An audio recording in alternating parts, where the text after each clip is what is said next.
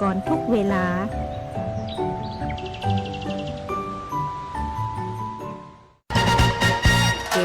ธนาคารอาคารสงเคราะห์มีโครงการสินเชื่อ Happy Home อัตราดอกเบี้ย5 ปีแรก 3% ต่อปีระยะผ่อนชำระสูงสุดนาน 40 ปีสำหรับคนที่จะซื้อบ้านห้องชุดคอนโดมิเนียมปลูกสร้างและซื้ออุปกรณ์หรือสิ่งอำนวยความสะดวกที่เกี่ยวกับบ้านที่อยู่อาศัยไม่เกิน 3 ล้านบาทสนใจรับรหัสเข้าร่วมโครงการตั้งแต่วันนี้แบบง่ายๆเข้าไปที่แอปพลิเคชัน GSB Origin พร้อมสมัคร Line GSB บัตรดีแล้วคลิกที่เมนูบริการพิเศษรับรหัสพวกเรานำไปประกอบการยื่นขอสินเชื่อได้ทันทีและทำนิติกรรมภายใน 30 ธันวาคม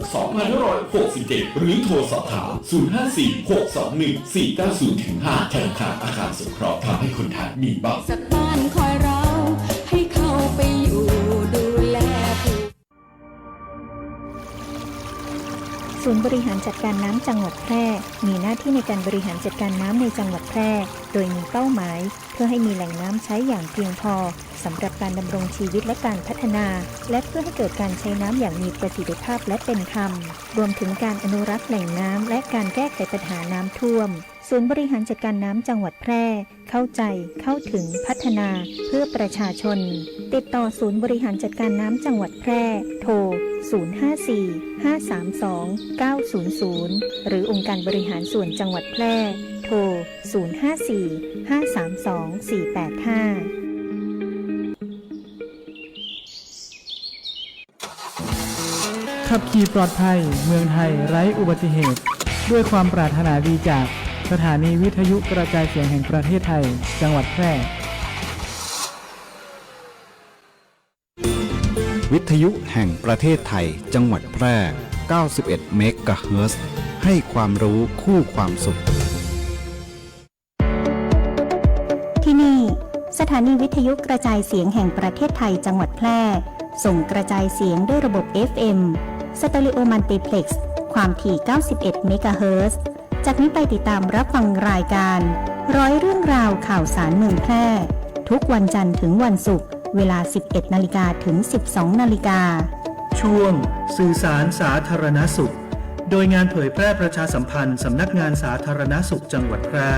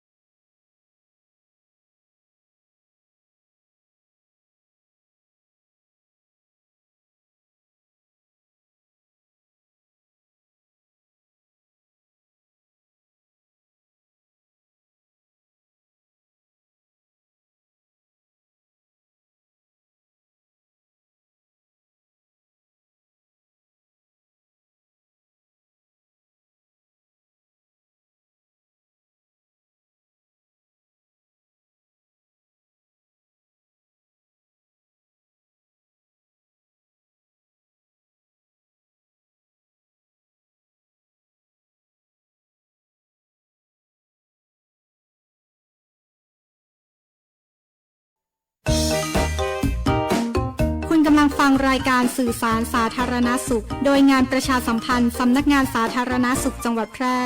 ทางสวทแพร่ FM 91 เมกะเฮิรตซ์ สวัสดีค่ะคุณผู้ฟังขอต้อนรับคุณผู้ฟังทุกท่านเข้าสู่ช่วงของรายการร้อยเรื่องราวข่าวสารเมืองแพร่นะคะในช่วงของสื่อสารสาธารณสุขโดยงานเผยแพร่ประชาสัมพันธ์สำนักงานสาธารณสุขจังหวัดแพร่ค่ะวันนี้ก็พบเจอกันในวันศุกร์ที่8สิงหาคมพุทธศักราช2568นะคะเจอกัน1ชั่วโมงตรงนี้นะคะเป็นประจำในทุกวันศุกร์ค่ะก็รับหน้าที่ดำเนินรายการโดยดิฉันพิรุณพรแสงสร้อยอยู่เป็นเพื่อนกันนะก็มีข้อมูลข่าวสารสาระสุขภาพมาฝากกันนะคะผลงานเพลงเพราะๆนะมอบให้ในช่วงของต้นรายการนะคะก็สบายๆนะในช่วงวันศุกร์สุดท้ายของการทำงานนะคะการออกกำลังกายพร้อมกันทั่วประเทศนะเป็นโครงการดีๆนะคะที่จะมีขึ้นในวันอาทิตย์ที่2พฤศจิกายน2568นะคะก็เป็นโครงการที่ดีเนาะก็อยากจะเชิญชวนให้ทุกท่านทุกคนนะคะได้มีกิจกรรมดีๆร่วมกันนะคะโครงการแสงนำใจไทยทั้งชาตินะคะก็เชิญชวนชาวแพร่ร่วมกิจกรรมเดินวิ่งปั่นป้องกันอัมพาตครั้งที่11เฉลิมพระเกียรตินะคะจัดขึ้นในวันอาทิตย์ที่2พฤศจิกายน2568นะก็จะเริ่มกิจกรรมในเวลา 5 นาฬิกาเป็นต้นไปนะที่บริเวณกาด3 วัยเทศบาลเมืองแพร่นะคะก็เชิญชวนสมัครได้นะคะเยาวชนอายุ 7-18 ปีมีค่าสมัคร240 บาทนะคะประชาชนทั่วไปนะคะสมัคร360 บาทนะคะก็เข้าไปสมัครได้นะโดยเข้าไปที่เพจ Facebook ของสำนักงานสาธารณสุขจังหวัดแพร่นะคะก็จะมีช่องทางการสมัครให้นะมี QR Code ให้ด้วยนะคะรับสมัครไปจนถึง31สิงหาคม2568นะคะเราก็จะได้รับสิทธิ์ในการลดหย่อนภาษี2เท่าและประกันอุบัติเหตุตามเงื่อนไขที่กำหนดด้วยนะคะทางหน้าจอของเรานะคะก็จะมี QR Code ให้ท่านได้ยิง QR Code เข้าไปสมัครได้นะคะกับโครงการแสงนำใจไทยทั้งชาติเดินวิ่งปั่นป้องกันอัมพาตครั้งที่11นะเฉลิมพระเกียรติในกิจกรรมในวันอาทิตย์ที่2พฤศจิกายนพุทธศักราช2568นะก็เชิญชวนทุกท่านทุกคนด้วยนะคะแล้วก็นะคะในรอบสัปดาห์ที่ผ่านมานี้นะคะทางสำนักงานสาธารณสุขจังหวัดแพร่ก็มีกิจกรรมกันอยู่ตลอดนะคะโดยวันนี้เภสัชกรเด่นปัญญานันท์รองนายแพทย์สาธารณสุขจังหวัดแพร่นะคะก็มีการเป็นประธานในการประชุมคณะกรรมการการคัดเลือกอสม.ดีเด่นในระดับจังหวัดแพร่นะคะประจำปี 2568นะคะสู่การเป็นอสม.ดีเด่นในระดับเขตระดับภาคนะคะของปี 2569นะคะก็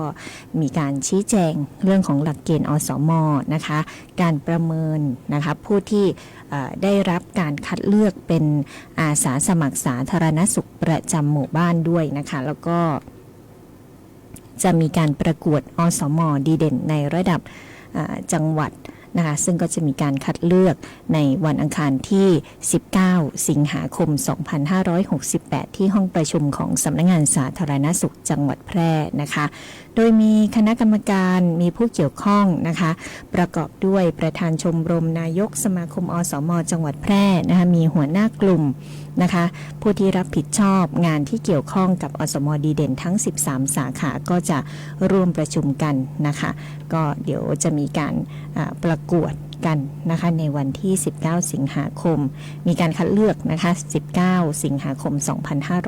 2568นี้ค่ะแล้วก็วันนี้เช่นกันนะนายแพทย์วีรศักดิ์ดำรงพงษ์นายแพทย์สาธารณสุขจังหวัดแพร่ก็มอบหมายให้นายสราวุฒินันทวันรองนายก ขออภัยค่ะรองนายแพทย์สาธารณสุขจังหวัดแพร่นะคะเป็นประธานคณะกรรมการการตรวจประเมินคุณภาพมาตรฐานในการให้บริการสุขภาพปฐมภูมิจังหวัดแพร่นะคะแล้วก็คณะกรรมการคณะที่2ออกตรวจประเมินคุณภาพมาตรฐานเครือข่ายหน่วยบริการปฐมภูมิโรงพยาบาลวังชิ้นนะคะก็ได้รับการต้อนรับจากเจ้าหน้าที่แล้วก็ภาคีเครือข่ายในพื้นที่เป็นอย่างดีนะคะผลการประเมินพบว่าผ่านเกณฑ์คุณภาพแล้วก็ได้มาตรฐานนะคะสำหรับโรงพยาบาลวังชิ้นนะคะกิจกรรมนะคะมีอย่างหลากหลายในรอบสัปดาห์นี้นะคะก็มีข้อมูลข่าวสารประชาสัมพันธ์ให้กับคุณผู้ฟังได้รับทราบกันในช่วงแรกนี้ก่อนนะคะก็ไปพักกันสักครู่หนึ่งแล้วเดี๋ยวช่วงหน้าเรามาติดตามเรื่องของสถานการณ์โรคมือเท้าปากในพื้นที่กันค่ะ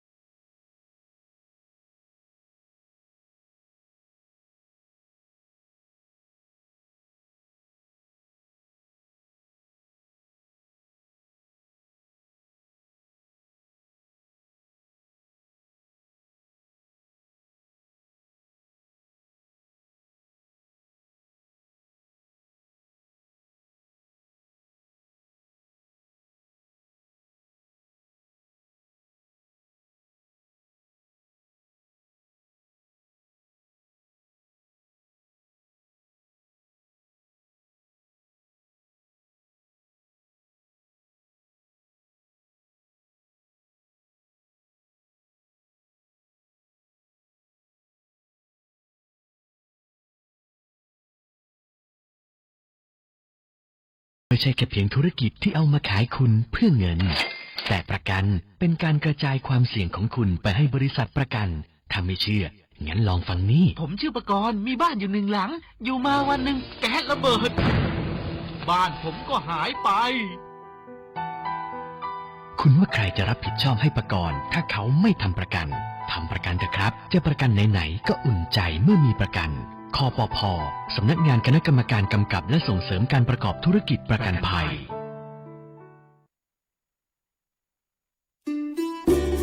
จังหวัดแพร่ขอเชิญชวนประชาชนที่มีผู้สูงอายุหรือมีอายุ55 ปีขึ้นไปในครอบครัวร่วมกันลดปัจจัยเสี่ยงที่ส่งผลต่อสุขภาพชีวิตดังนี้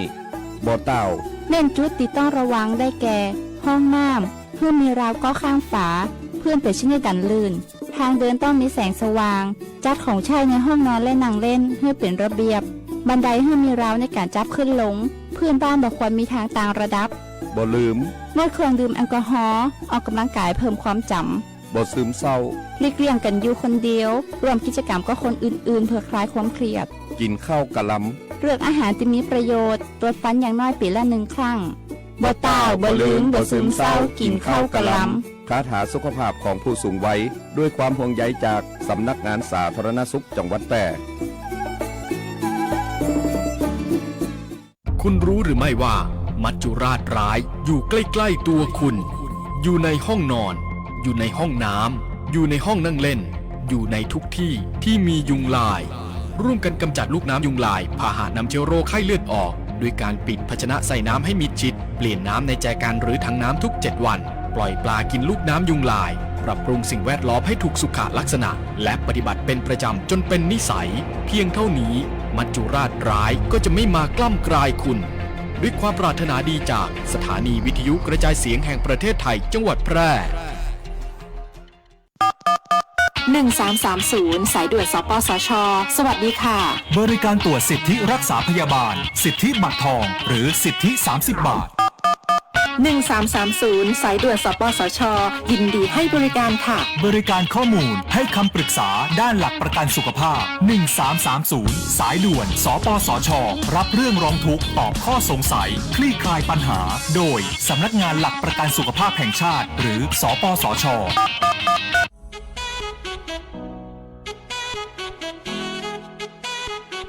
ขับไม่ดื่มดื่มไม่ขับอย่าลืมนะคะด้วยความปรารถนาดีจากสถานีวิทยุกระจายเสียงแห่งประเทศไทยจังหวัดแพร่ FM 91 เมกะเฮิรตซ์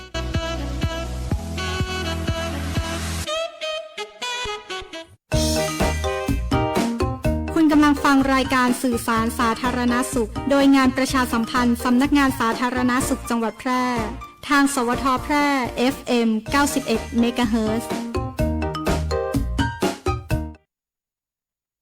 กลับเข้ามาในช่วงของร้อยเรื่องราวข่าวสารเมืองแพร่นะคะสื่อสารสาธารณสุขโดยงานเผยแพร่ประชาสัมพันธ์สำนักงานสาธารณสุขจังหวัดแพร่ค่ะทักทายคุณพี่สุรีรัตน์คุณอุดรฤทธิชัยนะคะคุณวิรุณแสงสุมน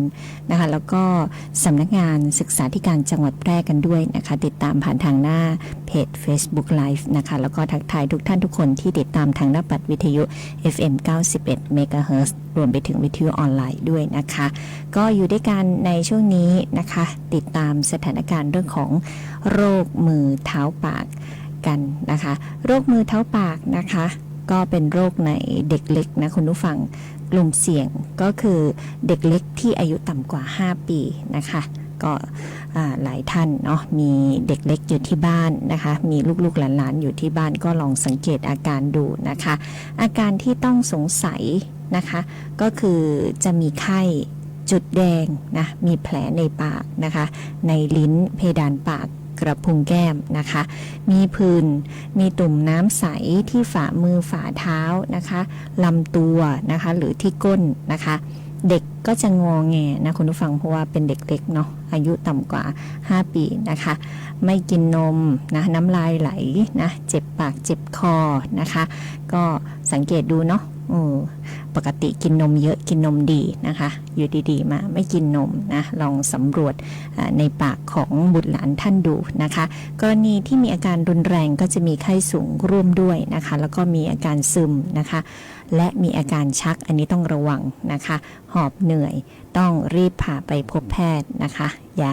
พยายามอย่าให้เด็กนะมีอาการชักนะคุณผู้ฟังเพราะว่าถ้าชัก1 ครั้งก็จะชักไปเรื่อยๆแบบนี้นะคะอาการของโรคนะคะก็สังเกตได้ง่ายเนาะอย่างที่บอกไปนะคะส่วนเรื่องของการรักษาถ้าหากว่ามีไข้นะคะความเจ็บปวดจากแผลก็จะมียารับประทานแก้ปวดลดไข้ให้นะคะแล้วก็เรื่องของการป้องกันภาวะร่างกายขาดน้ำเนาะให้น้องนะคะให้ลูกให้หลานนะดื่มน้ำเปล่ามากๆเพื่อเป็นการป้องกันภาวะขาดน้ำเนาะเพราะว่าเด็กอาจจะทานยากนิดนึงนะคะเพราะเขาเจ็บในปากเนาะอาจจะต้องมีการพยายามให้ทานน้ำบ่อยๆนะคะหากอาการไม่ดีขึ้นนะคะมีไข้สูงนะซึมชักเกร็งหายใจหอบเหนื่อยอาเจียนนะคะหรือว่าผิดปกติไปเนาะทางที่ดีก็ให้รีบพาไปพบแพทย์ให้แพทย์วินิจฉัยนะคะการป้องกันนะคุณผู้ฟังโรคมือเท้าปากเนี่ยก็จะติดต่อจากเด็กเล็กได้ง่ายนะคะก็ควรที่จะล้างมือบ่อยๆนะล้างมือให้บุตรหลานบ่อยๆนะด้วยน้ำด้วยสบู่นะก่อนปรุงอาหารก่อนทานอาหารก่อนรับประทานอาหารตัวผู้ปกครองเองนะคะพ่อแม่พี่น้องเองก็ต้องปฏิบัติด้วยเช่นกันนะคะหลังจากเข้าห้องน้ำหรือว่าทำธุระต่างๆเนาะพยายามล้างมือบ่อยๆนะคะแล้วก็หมั่นทำความสะอาดเข้าของเครื่องใช้ของเล่นนะโดยเฉพาะของเล่นเนาะเด็กในวัยนี้ชอบเอาของเล่นเข้าปากนะคุณผู้ฟังก็อาจจะต้องมีการฆ่าเชื้อโรคนะคะอาจจะต้องล้างของเล่นด้วยนะคะในบางอย่างที่ล้างได้หรือว่าต้องมีการดูแลรักษาความสะอาดหน่อยนะคะหลีกเลี่ยงการพาเด็กไปในพื้นที่ที่แออัดหากว่าจะต้องมีความจำเป็นพาไปนะคะก็ให้สวมหน้ากากอนามัยให้เด็กทุกครั้งนะก็จะมีมีหน้ากากอนามัยของเด็กด้วยนะคะคุณผู้ฟังใครที่มีเด็กเล็กก็ควรที่จะซื้อหน้ากากอนามัยติดบ้านไว้ด้วยนะคะเผื่อว่าป้องกันเชื้อโรคจากด้านนอกนะคะก็พยายามดูแลนะคะปฏิบัติตนเองให้เป็นเหมือนกับเหมือนกันทุกคนนะคะทั้งเด็กเล็กแล้วก็เด็กโตนะคะรวมไปถึงตัวผู้ปกครองตัวผู้ใหญ่เองด้วยนะคะก็ต้องดูแลรักษาความสะอาดเป็นพิเศษนะอันนี้ก็เอามาเตือนกันนะเพราะว่าดูเหมือนว่าช่วงนี้จะมีเรื่องของโรคระบาดนะคะมือเท้าปากในเด็กที่อาจจะต้องมีการป่วยกันง่ายขึ้นนะคะยิ่งอยู่ในช่วงฤดูฝนแบบนี้นะคะบางทีเชื้อโรคนะคะเติบโตได้ง่ายด้วยอากาศชื้นนะคะก็จะทำให้เกิดเจ็บไข้ได้ป่วยกันนะคะก็เป็นข้อมูลข่าวสารที่เป็นประโยชน์เนาะคุณฟังนำมาประชาสัมพันธ์ให้กับทุกท่านทุกคนได้รับทราบรับฟังนะคะแล้วก็ช่วงนี้ที่ระบาดกันมากก็คือโรคชิคุนกุนยานะคะอันนี้ต้องเตือนกันทุกสัปดาห์นะคุณผู้ฟังเพราะว่าชิคุนกุนยาเนี่ยมียุงลายเป็นพาหะนำโรคนะคะยุงลายเนี่ยไปกัดคนที่มีเชื้อไวรัสชิคุนกุนยาแล้วก็เชื้อจะฟักตัวอยู่ในยุงนะคะยุงลายมีเชื้อนะคะพอฟักตัวเสร็จแล้วยุงลายตัวที่มีเชื้อก็ไปกัดคนปกติมากัดเราแบบนี้นะคะระวังอย่าให้ยุงกัดนะคุณฟังระยะเวลาในการที่จะทำให้เราป่วยติดเชื้อด้วยชิคุนกุนยาเนาะยุงจะกัดเราแล้วก็อีก 2-4 วันเราถึงจะมีอาการนะคะคุณผู้ฟังมีไข้สูงฉับพลันนะอาการของโรคไข้ปวดข้อยุงลายหรือว่าชิคุนกุนยานะคะอาการหลักๆก็คือไข้สูงฉับพลันมีอาการปวดข้อปวดศีรษะปวดกล้ามเนื้อแล้วก็จะมีผื่นแดงตามตัวด้วยนะคะลักษณะเด่นของโรคนี้นะคะจะมีอาการปวดข้อมากเป็นพิเศษนะตั้งแต่อาการน้อยไปจนถึงรุนแรงนะไม่ว่าจะเป็นข้อนิ้วนะคะข้อเข่านะคะข้อแขนนะคะหรือว่าหัวไหล่นะตามข้อตามกระดูกต่างๆนะคะตามข้อต่อของแขนขานะคะข้อนิ้วมือข้อนิ้วเท้านะคะข้อมือข้อเข่านะคะหรือว่าหัวเข่านะคุณผู้ฟังอันนี้ต้องสังเกตอาการตนเองนะคะหากว่า อาการไม่ค่อยดีเนาะก็ต้องรีบไปพบแพทย์ที่โรงพยาบาลใกล้บ้านนะคะโรคนี้นะคุณผู้ฟังไม่มียารักษาโรคโดยเฉพาะนะคะแต่ว่าจะรักษาตามอาการนะคะแล้วก็ไม่มีวัคซีนเพื่อป้องกันโรคนี้ด้วยนะคะโดยแพทย์ก็จะรักษาตามอาการระยะเวลาจากการหายป่วยแต่ละคนก็จะไม่เท่ากันด้วยนะคะบางรายอาจจะมีอาการที่เป็นแล้วกลับมาเป็นซ้ำใหม่ได้อีกแบบนี้นะคะเพราะฉะนั้นนะหลีกเลี่ยงการที่ไปอยู่ในที่ที่มียุงกัดนะคุณผู้ฟังเพราะเราไม่รู้ว่ายุงตัวไหนที่มากัดเราแล้วตัวไหนที่ติดเชื้อมานะคะยุงก็ติดเชื้อมาจากคนที่ป่วยนะคะคุณผู้ฟังแล้วก็ไปกัดต่อกันแบบนี้นะคะการป้องกันนะคะแล้วก็ป้องกันการที่ไม่ให้มียุงเนาะช่วงนี้ฝนตกอาจจะมีน้ำขังนะก็ให้เก็บขยะเก็บเศษขยะไม่ให้มีแหล่งเพาะพันธุ์ลูกน้ำยุงลายนะคะเก็บบ้านให้สะอาดปลอดโปร่งไม่มีมุมอับไม่เป็นที่พักอาศัยของยุงลายเก็บน้ำนะคะปิดฝาภาชนะนะให้มิดชิดนะป้องกันไม่ให้ยุงลายลงไปวางไข่นะคะคุณผู้ฟังก็เตือนกันไว้นะคะป้องกันการติดเชื้อชิคุนกุนยาหรือว่าการป่วยเป็นโรคไข้ปวดข้อยุงลายนั่นเองค่ะก็ห่วงใยทุกท่านทุกคนนะนำเอาข้อมูลข่าวสารมาฝากกันในช่วงของรายการร้อยเรื่องราวข่าวสารเมืองแพร่ช่วงสื่อสารสาธารณสุขค่ะไปฟังผลงานเพลงเพราะๆกันต่อ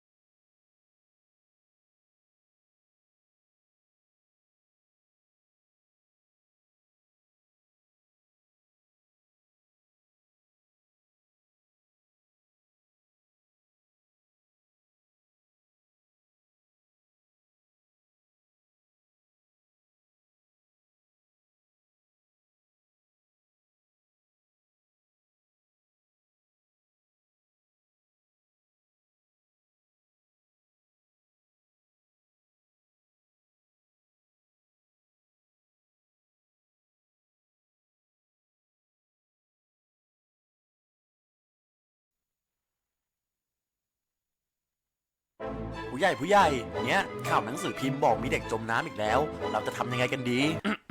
รอก่อนรออะไรแล้วผู้ใหญ่ไม่รีบแก้ไขเดี๋ยวก็มีเด็กจมน้ำอีกหรอกรอก่อนโธ่แล้วต้องรออีกนานแค่ไหนล่ะนี่ขอแค่3 รอใช่ละครับแค่3 รอก็ป้องกันปัญหาเด็กจมน้ำได้แล้วรอที่1ระวังทุกครัวเรือนที่มีเด็กอายุต่ำกว่า2 ปีควรมีข้อกั้นเด็กเมื่อต้องทำกิจกรรมเช่นทำกับข้าวอาบน้ำและเทน้ำทิ้งหรือปิดฝาภาชนะทุกครั้งหลังใช้งานรอที่2รอบคอบเฝ้าดูตลอดเวลาไม่ควรให้เด็กคลาดสายตาแม้เพียงชั่วขณะสำรวจแหล่งน้ำเสี่ยงในชุมชนเช่นอ่างเก็บน้ำหนองคลองบึง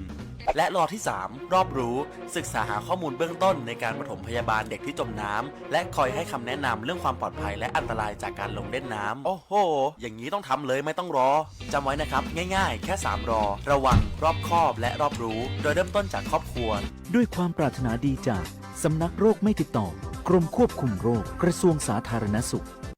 คุณอยากรู้เราตอบทุกคำถามสุดฮิตเรื่องสิทธิหลักประกันสุขภาพโดยสำนักงานหลักประกันสุขภาพแห่งชาติ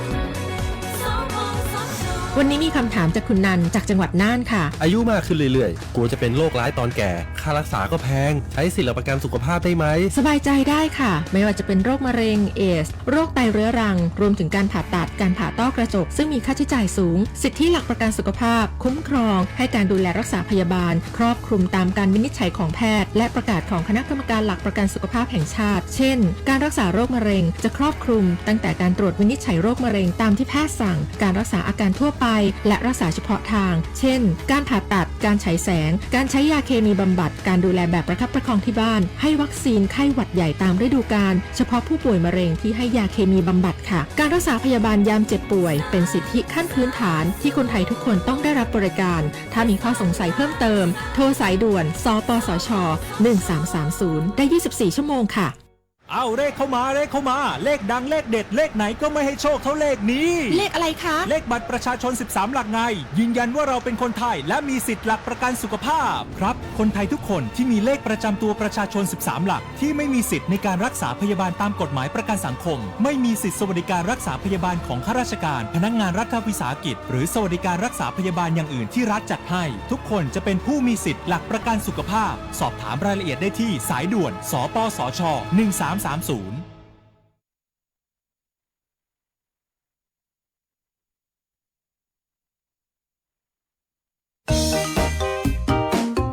กำลังฟังรายการสื่อสารสาธารณสุขโดยงานประชาสัมพันธ์สำนักงานสาธารณสุขจังหวัดแพร่ทางสวทแพร่ FM 91 เมกะเฮิรตซ์ กลับเข้ามาในช่วงท้ายรายการกันแล้วนะคะช่วงนี้ก็มีเรื่องของไข้หวัดนกมาฝากกันนะคะคุณผู้ฟังก็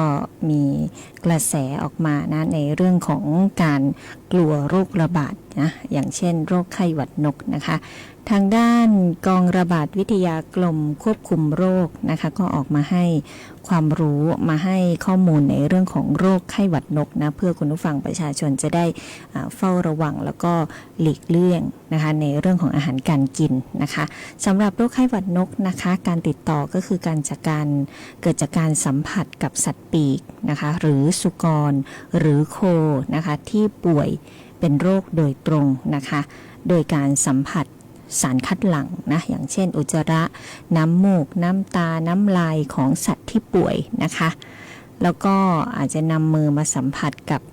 ใบหน้าจมูกหรือว่าปากตาของตัวเราเองนะคะหรือโดยทางอ้อมอาจจะเป็นการสัมผัสกับสารคัดหลั่งที่ฟุ้งกระจายในบรรยากาศโดยรอบจากการกระพือปีกของสัตว์นะจากการสะบัดหัวของสัตว์ที่ป่วยนะอันนี้ถ้าอาจจะเห็นภาพอีกนิดเนี่ยสมมุติว่ามีหมูนะคะสายหัวนะคะอาจจะทำให้น้ำมูกน้ำลายกระเด็นออกมาอันนี้ก็เกิดการฟุ้งกระจายในบรรยากาศได้นะคะแล้วก็จะมีระยะของการ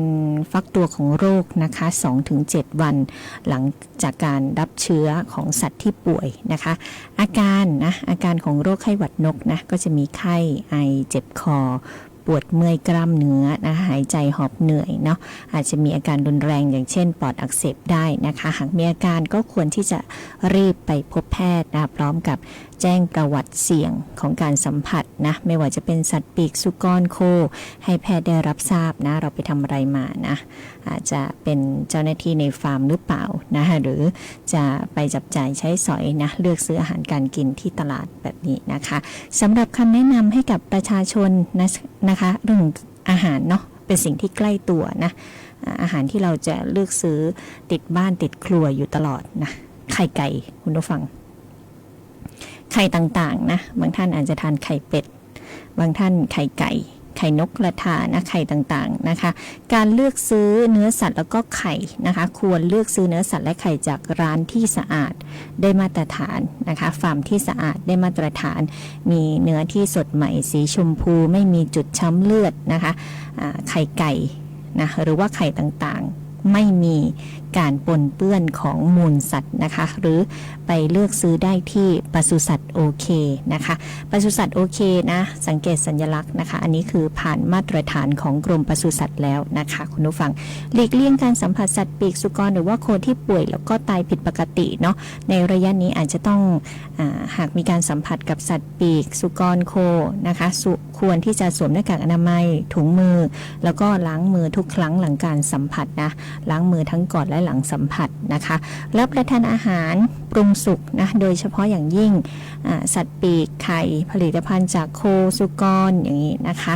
เกษตรกรผู้ที่เลี้ยงสัตว์ปีกสุกรแล้วก็โคนะหากพบสัตว์ปีกป่วยตายนะคะจำนวนมากหรือว่าพบโคสุกรป่วยตายในพื้นที่ที่ไม่ปลอดภัยนะต้องรีบแจ้งเจ้าหน้าที่ปศุสัตว์แล้วก็ไม่ควรนำซากสัตว์ปีกไปประกอบอาหารหรือว่าสัตว์ที่ตายไม่รู้เป็นอะไรตายอย่างนี้นะคะก็ไม่ควรนำมาประกอบอาหารเนาะเพราะว่าอาจจะทำให้เสี่ยงต่อการติด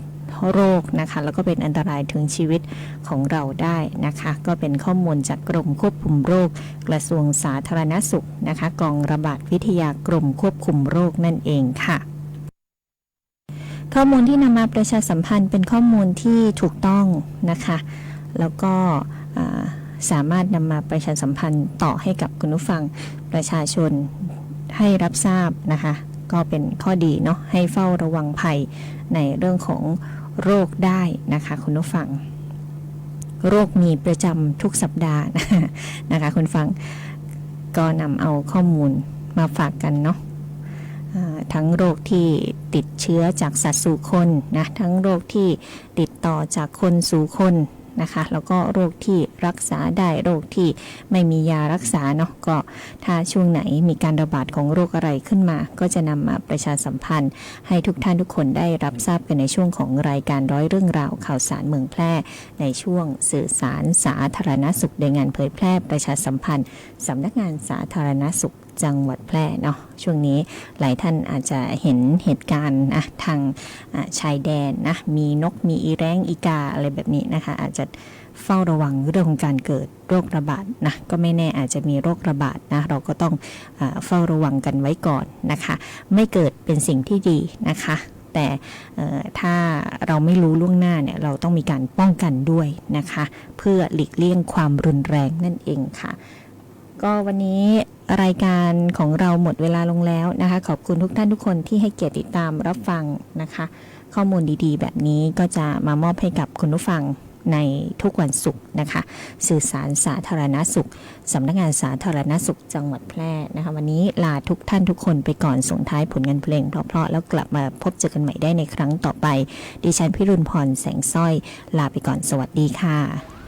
วันนี้ผมเริ่มมีคอเลสเตอรอลสูงครั้งแรกในชีวิตลาก่อนกุ้งแม่น้ำคากิคนที่เขาแข็งแรงไม่ต้องทำบุญด้วยเลยวะ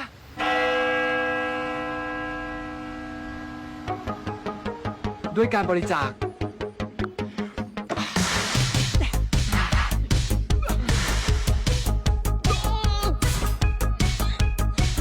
ด้วยการตักบาตร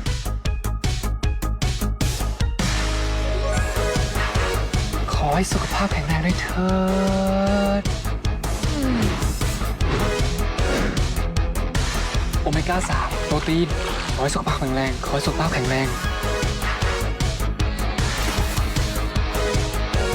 ทำบุญด้วยการบริจาคเลือดสิวะเองได้นอนเพียงพอ6 ชั่วโมงได้หยุดแอลกอฮอล์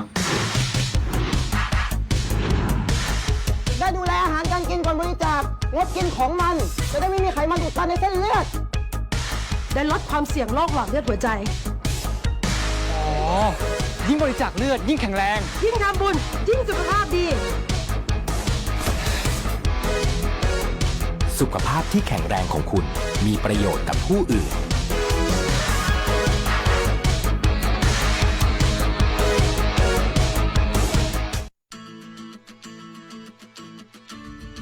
ให้เลือด Give Blood ให้ชีวิต Give Life